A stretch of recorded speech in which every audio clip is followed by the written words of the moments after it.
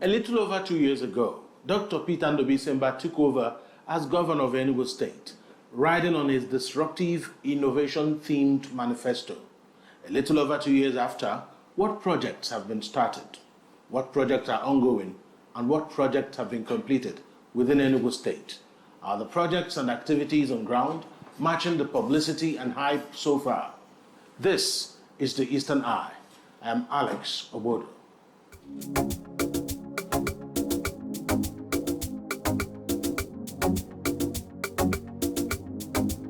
You're welcome to the Eastern Eye here on Afia TV, a program that X-rays the political, social, and economic developments around us. Joining me tonight is the duo of Dr. Ambrose Iboke, Chairman, Guild of Public Affairs Analysts of Nigeria, Enugu State Chapter, and Dr. Alex, Vice Chairman, Guild of Public Affairs Analysts of Nigeria, Enugu State Chapter. Gentlemen, thank you so much for joining me on the Eastern Eye tonight.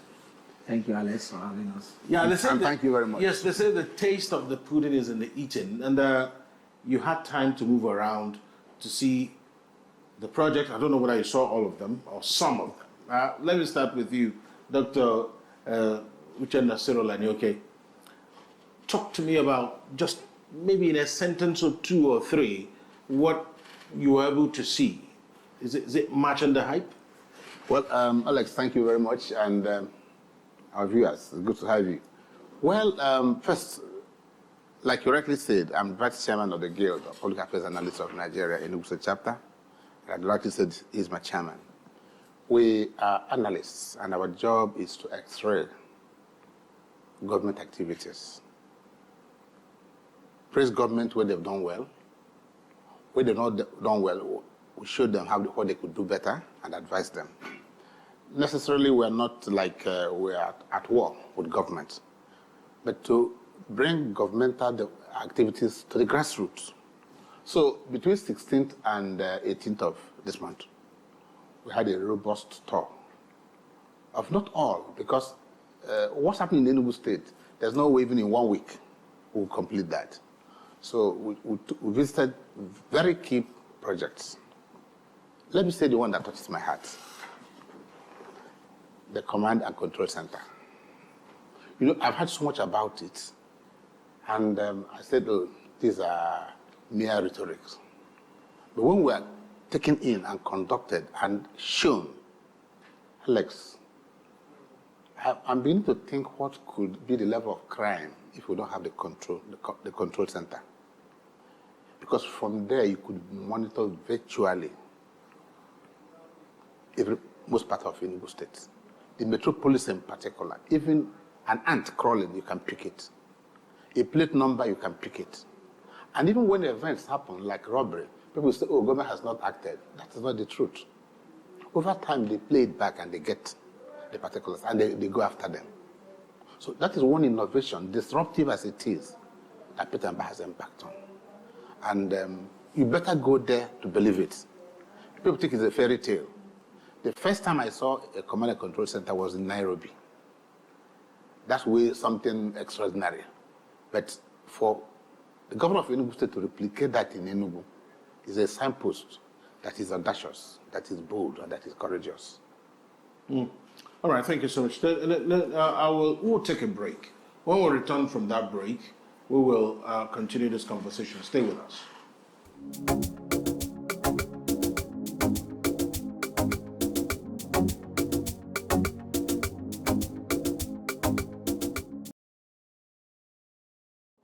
You're welcome back to the Eastern Eye here on Afia TV, a program that X-rays the political, social, and economic developments around us. Let me come to Dr. Ambrose Iboke. You are also in that team that toured some of the key projects. Actually led the team. Yeah, I headed the team, yes. Yes, he's the chairman. I mean, talk to us about what exactly prompted this, because Dr. Alex has tried to capture that, but among the guild members, what prompted your taking this tour? Most of the time when the agenda or news comes out, the analysts will come on air, will write to break them down for the people to understand. And most of the things we have been hearing are from third parties, press releases, news articles, and all kind of. And then some people call us. We say, no, nothing's happening in our area. I want to know. So what we now did was, okay, let's do sectoral tour of infrastructure. What we even talked about is just the infrastructure, what we are talking about for now. I was okay, like, can we go and see some of these things ourselves so that we can have evidence-based assessments and evaluation, and we can use, we can see for ourselves what these things are.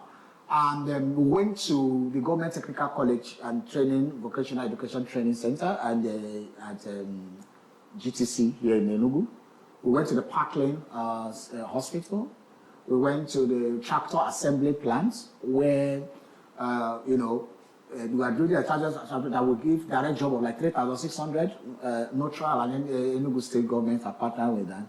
A lot of technicians, and they're going to connect it to the GTC so that those who are going to do assembly, some of them mechanized, they can also share that. An assembly plant is being put in place, and it will be ready very soon. When we went to Government Technical College, we saw things that we thought were not visible, because those are the things that will receive the smart school people, in the later on. But for now, people who have done, because smart school is from primary 1 to GS3. So when you now get to GS3, after writing your junior work, you can now tell, okay, if I technical hand, am I going toward the vocational technical, where you can do mechatronics, electromagnetics, robotics, where you can do all sorts of ICT, even vehicle assembly, we can do garments, we can do a lot, hospitality business, all sorts of vocational things and technical things are there. Then we can, for those who are going to do humanities, social sciences, you can also continue on a path, and then you meet at the SSC level. And then, although when we went to, so the tractor plant were told going to do like 3,600 direct jobs. And then mechanized, 200 have been brought in out of the 1,000 the state wants to bring, and we saw them on ground. Then out of that, 800 are going to be assembled here. So they're training guys for assembly, for maintenance, and all those, so that it will not happen that we bought tractors and they break down, they are abandoned. These ones, they're going to be continuous maintenance. We also went to the Parkley. When you pass front of Parkley, it don't seem like anything is happening there. All we know is those heap of sand. We didn't know that those heap of sand were from serious construction that is going on in the compound. A twin 6-story building. And it is done by the IGL of the hospital. And they are also built, if you enter the gate, there's what they call the triage. That way, when you come, and they're going to, it's a standard, anyway, where you are assessed first to know where to send you to. And then the accident and emergency, we were taking it has been closed for proper renovation and upgrade to international standard. So the CMD took us round, and we saw a lot of things, hostels for students, how the College of Surgeons are going to now be writing exams, West African exams that our people travel to Lagos and other places to write, how the residency doctors, 100 of them have been employed, 120 nurses. In fact, there's a whole lot happening there. I cannot recollect all of them. Then we also went to Niger Gas in Emene, and a moribund asset where it was abandoned for some years, but now being reactivated. If you see the huge machines that are there, and I said they're going to produce 7 gases, including oxygen and the method of industrial gas. It's going asphalt plant in Emene is also where we went, and it's working in full capacity. And they're also doing direct labor where they are starting some of the government's infrastructure. And then people go there to, we saw a truck there where we were there, actually bought, and then there's a way bridge that we're weighing it, and we saw that happen. We also went to the new Enugu City, where we saw massive construction of the inroads already going on. We're shown the map, I think 3,000 hectares of land, huge. They're going to, we met the people who are working there, and they told us all the things that are going to be there. A modern city, central sewage system, security, shopping area, all kinds of, modern things, which are going to open up that space and link it up with the metropolis. And also, the tour took us to the Holy Ghost Transport Terminal, where we, saw the infrastructure that was really going up there. We saw the truck. We haven't thought there's going to be a cinema. That was one that captured my imagination. Say, so somebody's traveling. I hope the person will not forget the time for his will not forget the time for his time for it. But there's a cinema there, and there's there are malls. There are a lot of things there. Where the places we also noticed 1 or 2 things there that we say we are going to recommend to the government when we get back the report, because that's what, like Dr. Anoke said, we are getting feedback back to government and giving them our own recommendation because nobody is perfect. Okay. One of the things also that struck us, the moribund assets of ICC, International Conference Center, the International Hospital, and Presidential Hotel, all in the same, contiguous entity. Those things, massive things are going on there. Massive. When we went to the hospital, somebody was asking, is it a hotel room? Because you see the rooms, well tailored, just like in suits, and then the oxygen, they said they're not going to use oxygen gas cylinders there. Oxygen cylinders. Centrally piped into the rooms. We saw the pipes already in the rooms. So there's going to be oxygen plants there. So the block, there are going to be ramps, there are going to be lifts, there are going to be all kinds of equipment. They say it's going to be quaternal hospital. So from the primary health, secondary health, tertiary health, this one is quaternal. So it's going to be, and it's supposed to service the South East region. Presidential Hotel is almost ready. They said to be ready for the Mbah conference in August. They said they're putting finishing touch. We saw also there and saw what they are doing. The ICC, of course, events have started happening there. And some of us, when we are telling you, we always give feedback to government. There were times we say, oh, the AC was not cooling well. Now, the place is as cold as it's a very, very cold now, as a cold room, because they fitted more AC and trying to do that. One of the other places we also went to is we took a trip to a place called Akpof in Enugu, where we saw the pilot of the farm estates. With farm estates, 200 acres, are going to be replicated in 260 wards, and then very beautiful things we saw there. It was fenced, and then they said they're going to do a technical level of fencing called biofencing, mechanized farming. They have an agricultural center there too. They're going to do biofencing, planting cocoa trees or cashew trees or palm trees, or cash crops, around there. So we thought these places to really want to assess, and I must say, just like Chief said, we are very, very impressed with what is really going on in Enugu State. I was just wondering the quantum of jobs is going to create directly, and also indirect jobs and the ancillary spill-offs it will have on the economy of the state. And when they say, okay, we are going to grow the GDP, I was wondering I'm now saying deliberate actions being taken to ensure that, because the money is going to be spent here when the money is generated, and the employment and everything is going to be here. All right. Thank you so much, Dr. Igboke. Let me come back to you, Dr. Anioke. The tour, I'm going to ask you a particular question about smart schools. Did you visit any smart schools? Because the argument here, I also host a radio show. People call in, and even online, they say it's only the one in Owo that is completed. Talk to us. Have you seen another completed smart school? Incidentally, we did not physically visit a smart school. Okay. Why? Because we felt the issue of smart school has been overflowed. Okay? We were the GTC. But while we were the GTC, the Commissioner of Education pointed to us just across the fence and inside a part of the GTC, 3 smart schools that all come to roof level. There are 3 within the GTC compound. But beyond that, I come from a local government area, and I also travel around the state. They may not have been finished as Owo, but they are in various stages of completion. One thing, contractors are not the same. I think people are too eager to criticize government. That's not what it is. Appreciate government for what they are doing, and ask the biggest room in the world is room for improvement. If I'm from Amoli ward, and each time I go home, I take interest in going to see what's happening in my smart school, and it's going on steadily. One would even begin to think, where is the government getting the money to do all this simultaneously? Give him a slack, because it's not easy. Well, the argument is that he was not elected to be cut some slack. That yes, that he signed up for the job, he should take the heat. No, he's taking the heat. But the point is, our people are expecting so much so soon. 2 years, 24 months. And you listen to my chairman. This is just the tip of the iceberg of what we saw. Let me go further on Akpof. For those who are watching us, Akpof used to be the den of kidnappers, armed robbery, all the worst that were happening in Enugu State. And from the explanation given to us by the Commissioner for Agriculture, the Special Advisor to the Governor on Agriculture, they were all with us, the Chairman of the local government, and the consultant, Alajisani, was also there. They are throwing food security. They're using food security to fight insecurity. But this was a place that nobody would ever want to go. Alex, you need to be there and see how they've turned a one-time dangerous area into a harvest for agriculture. We even asked that we'll go to Ete. Ete is somewhere in Igbo's North.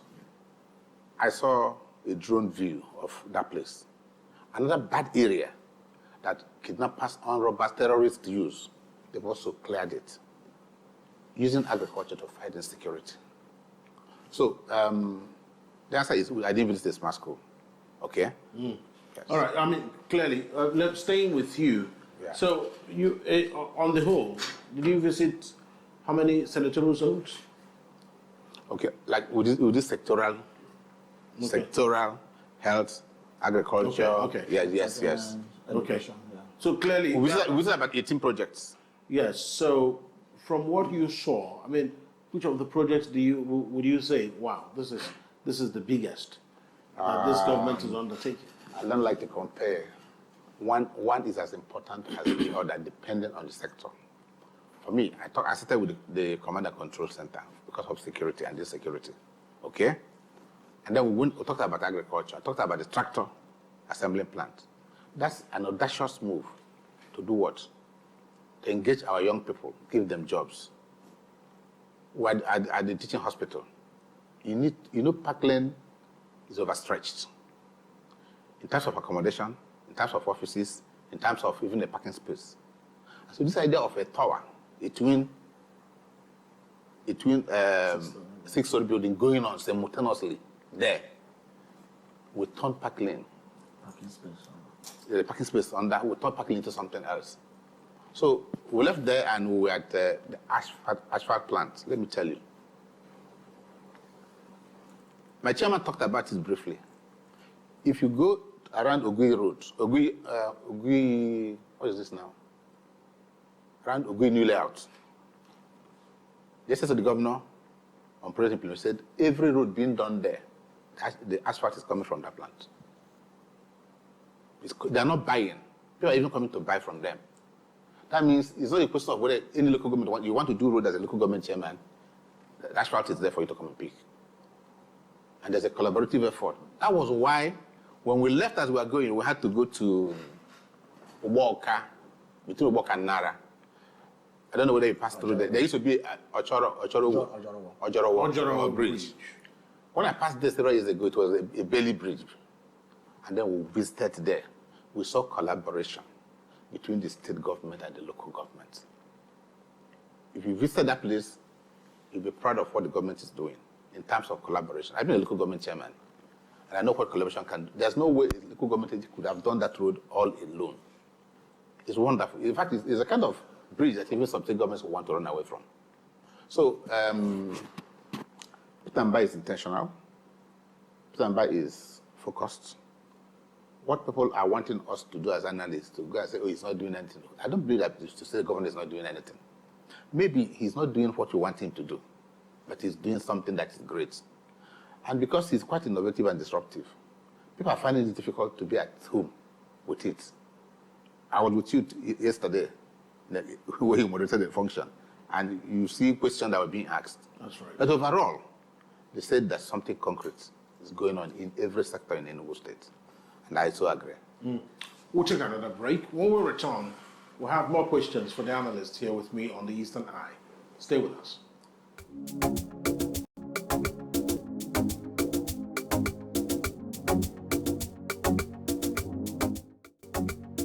Welcome back to Afia TV's Eastern Eye. We're reaching you live from Enugu, Southeast Nigeria. My name is Alex Ogbodo. We're still taking a look at the tour of projects by the analysts in Enugu State.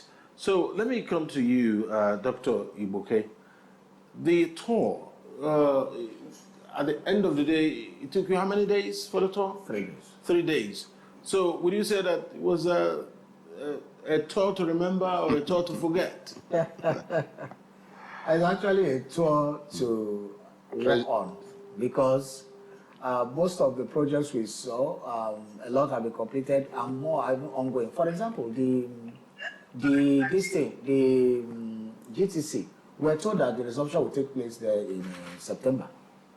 The international, the presidential hotel, we're told that we'll be ready before the back conference in August. And so we're actually looking forward to, we have it, it's a top expectations. Yes, I hear that hotels are booked out for August in Enugu because of the bar conference.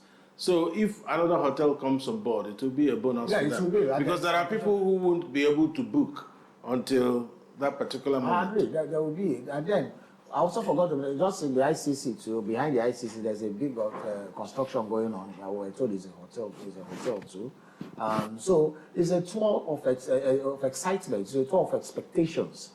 Because, for example, when I used to live in Lagos and when I visit Enugu, there is this saw site near Okpara Square called ICC. I used to ask, what is this place? They used to say, it's an ICC. So it was a moribund asset for years, and it was a very, very ugly site. So it has been turned from shame to an iconic glory.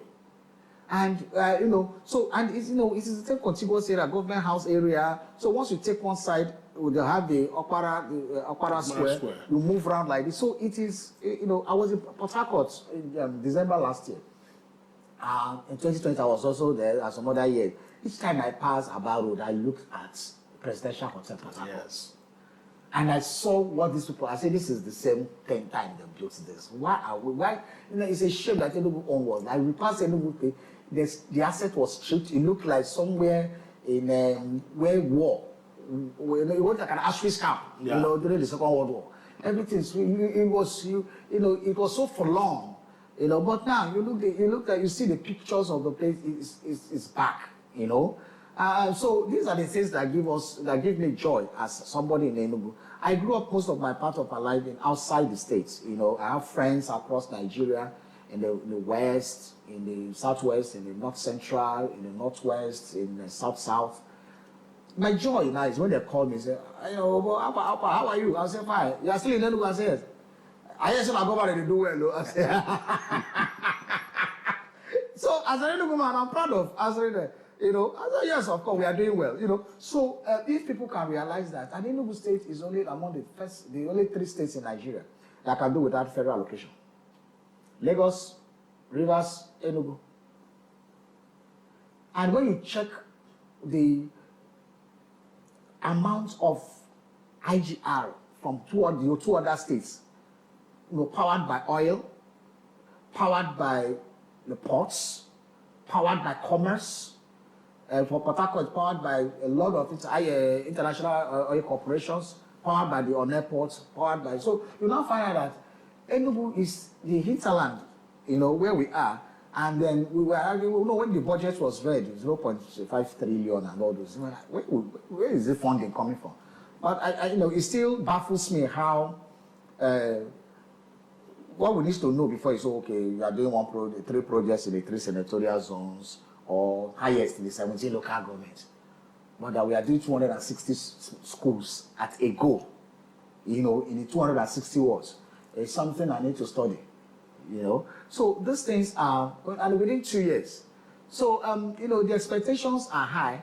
Some of these things, when they were being said in the manifesto, we thought that they were not real. But now we have seen it. So they are intentional and it's going on. And the delivery time for each one has been stated. And so it's going to, so as I said, call the man some slack. It's just 24 months. And most of the time, you judge him after the first year in office. And it's okay, the first tenure. It's okay, see what we have done. Then we can now see evaluation, we can now see the trajectory. My own smart school in my own world is at the lintel level. And I travel a lot. Yesterday, I was just coming back from Soka. I was in smart schools everywhere. And most of them have come up very, very well. So the Commissioner of Education was also assured that some of them will be onboarded this September. When we even go to also the Parkland, we have found out that they say the resident doctors in Enugu, in the Parkland, are the highest paid in the southeast now. We also found out that they said 120 nurses were employed, and 100 resident doctors to replace, those who are gone. So a lot. Part of the twin story that said the nurses hostel. There are some departments now that because they didn't have the facility, now they're having the facility. I think ophthalmology is one of them, and so many other things going on. So some of these things are unseen, and that is why some of these things, when people challenge you, nothing is happening. That's why we went around to see. So we can all say with a sense of conviction that a lot is happening. So much is happening in Enugu State, and within 2 years, and so one of the things we're asking, how is the governor getting funds to sponsor these things? And that is one of the questions that still baffles me. And so we didn't even go to other areas like taxes and all those things because we focused on the infrastructure. And we told them because we didn't want to, we didn't want to go too wide, We focused on infrastructure. And when we went around sectorally, we see, they don't call it MICE, I think meeting international conferences and entertainment, MICE. A small Rwanda. I'm making like $2 billion from it every year. So why can't we make it? So you can see the influx, you can see the ICC in the space of 3 months or 2 months. I think it's April it was open. Between April, May, June, 3 months, it has hosted former speakers. It has hosted a lot of meetings there. It hosted the First Lady. It has also, there was a Nigeria Economic Summit group attended at the Dome. A lot of activities are already going on. And it will take first. Yeah, Nigeria Tech Fest took place there. This week, or the Nigeria Guild of Editors are already in town. Yeah. The Nigeria Institute of Surveyors. So a lot of things are already going on. What is this today? Are they going to go to spend their money here? Around 3,000 lawyers that are coming. Do you know how much they're going to spend in the States here? So a lot of things are happening, and one must comment. Well, at the same time, people are saying this and that. Bob Marley said, give them an inch, they'll take a yard. Give them a yard, they'll take a mile. So we always expect the people are hungry for more development. But our own, as we say as analysts, we critique. And critique means you look at things holistically. That's right. You say the things that are okay, commendable. You advise on the things that need to be improved. And then you give feedback. Okay. All right. Thank you. Let me come to Dr. Anyoke at this point. The people about what they want. I mean, sometimes what they want is different from the manifesto and what the policies on ground are pointing at. But at the end of the day, could there be a meeting point? Is the problem communication? If you are seeing a lot of tangibles and the people are still complaining, do you think there's need to rejig the communication or try to find a way to bring the people on board? Something needs to happen, isn't it, Dr. Anyoke? Human beings are insatiable. Okay? Try as much as you can. People have expectations, and one of the biggest issues in conflict management is unmet expectations. At the beginning of the campaign, Peter Ndubuisi provided a manifesto, a roadmap. These are the things I'm going to do. And he gave timelines for them. And we thought they were difficult, they were impossible. He has stayed focused to his manifesto. And at the point he was making his manifesto, I didn't realize, I didn't know people were saying something different. They believe it was an elephantine manifesto. It was something that was going to happen. We talked about things we focused. But Alex, I took time as we were going around to look at the road network that's going on in Enugu State. It was also our focus. It was not our focus because we felt, well, but if you come to Sectoral where I live, if you go to Gui area, you'll find that systematically most untouched roads, streets in Enugu are being gradually transformed. The only sort of point that people are still battling with was the issue of water. For me, the government has done a mile. You know why? At the time they came on board, we knew what we were experiencing. And Peter was so eager. I call him Peter, the governor. He was so eager. If I want to accuse him of anything, I want to accuse him of being ambitious. Yes, he wants to do everything in one whole. We didn't talk about the type 2 hospitals that are going on simultaneously in every ward. We don't talk about the solar light that the chairmen are doing. Well, chairmen in Enugu State are not tarring roads. They're doing road construction. They're doing that vigorously because there's a direction that somebody is on the driver's seat. So people's expectations, yes. Even in your home, Alex, there's sometimes you take a decision. What do you think is the overall best interest of the family? Yeah. And the kids, and even madam, will have a different view. Absolutely. But overall, as head of the family, you know what is best for a family. People are, I don't know, people are insatiable. Where the government is focused, yes. But can the government meet them halfway? Because if you listen, okay, let me address the conversation issue. Yes. Yeah. We played a part in the last town hall meeting. That's correct. Which was actually a way of talking to the people. We expected that the second anniversary, that would have been one. Because the governor is just afraid to confront the people. At each town hall meeting, he's there for as long as, and he took questions. And all the ones who asked them, he answered them. Now, should he do that more often? My answer is yes. Government should find a way of meeting with the people. I even advocate that governor should meet with the press exclusively, not within the ambits of town hall meeting, where all of us will have the liberty, 4 hours, 3 hours, asking questions from journalists. Then when I was growing up, there was something about the information ministry. I think it needs to be rejigged in Enugu State. I don't see too much of, I didn't say the media, the governor's media, the Minister of Information. I don't know about state orientation. These are agencies that could help bring down to the grassroots what government is doing. So there's a need to rejig the information ministry of Enugu State to complement what the media team is doing. Because I used to, those days in the village, they come with cinemas and they show you government projects. So people in the village may not realize this urban infrastructure we're talking about. So they think nothing is happening. But if you move that around, you'll discover that a lot is happening. Move around and you see that lots of things are happening. But not without some you said you critique. It has to come with, if there's a place you need to talk to the government to tweak a few things, Dr. Iboke, what will be those areas?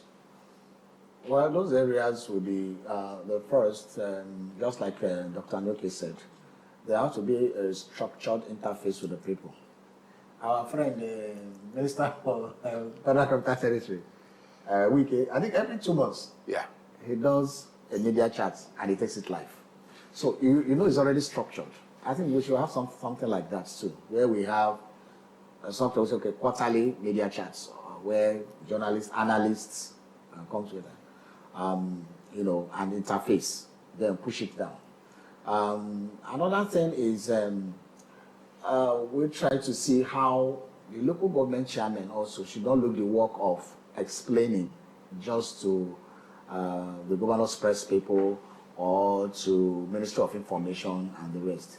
There are public relations units in every local government. What exactly are they doing? So those things should be rejigged. They are not just there. The public relations units or departments in local governments are not just there, but some of them don't have anything. Some of them just write and post on social media. And no, it needs to be rejigged.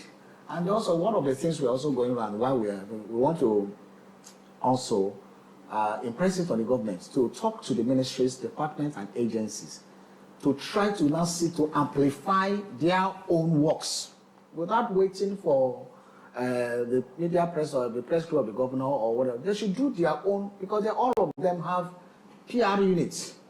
Most of them have public relations officers, public relations units. And things are going on. People are not, so they also amplify it to the grassroots so that people can hear about them.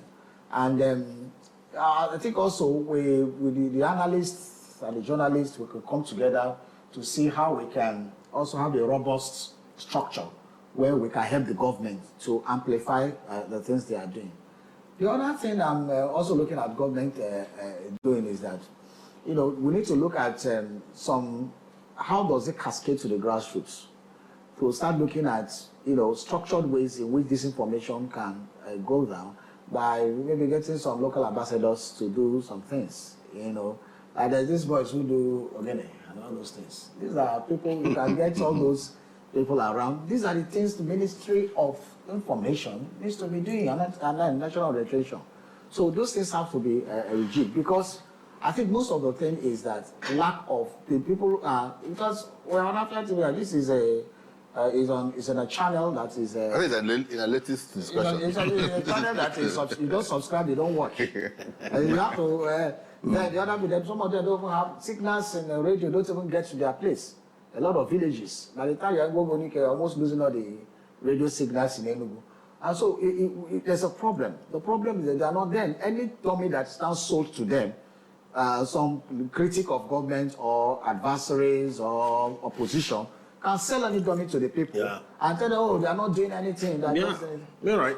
Thank you so much. Let me come to Dr. Anyoke. One thing is for the government to have critics. Another thing is, what are the government handlers doing about it? And how are they responding to the critics? Do they descend to the gutter with the critics? This is very important. How you mold your response to whoever, whether you conclude that they don't like your government or you conclude that they were hired by the opposition, because these are the lines that are used all the time. Disgruntled, fake news, hired by opposition. Is it possible to move beyond that and start communicating with people, especially when you understand that they are citizens of the state? If there is an issue, you can't actually address the issue without descending to the gutter. Everything has a right to vote, and you have a right to critique. The same right you have to vote, that's the same right you have to dissent when you think the expectations are not being met. Government handlers, not just in Enugu State, all over Nigeria, are sometimes very reactionary. They think that if you are pointing out something for a change, that you are attacking the government. No. It's called feedback. They turn those, what they call criticism, into constructive feedback. But government handlers need to be trained in assertive communication. Assertive communication is saying the way you feel, the correct thing without necessarily insulting the next person.